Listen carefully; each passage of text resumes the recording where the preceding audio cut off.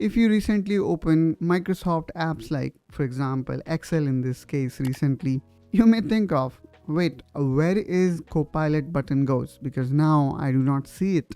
But there is nothing to worry about, guys. They just move it from this location to here. Earlier, as you know, the Microsoft Copilot used to sit inside Home tab.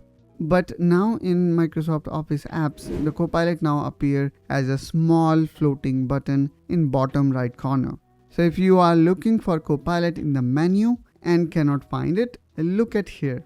This floating button is Microsoft's new way of keeping Copilot always available when you are working inside document. So even let's say you change your tab, Copilot is always sitting there and you can always access it.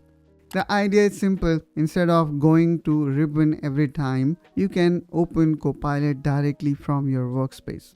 But honestly, in Excel, it can feel a bit strange because the floating button sits right on the top of spreadsheet area. So what do you think about this implementation? Do let us know in comment down below. Also subscribe to Technoholic to see more such office related content, and I will catch you soon with one such another video. Till then, you take care and bye bye.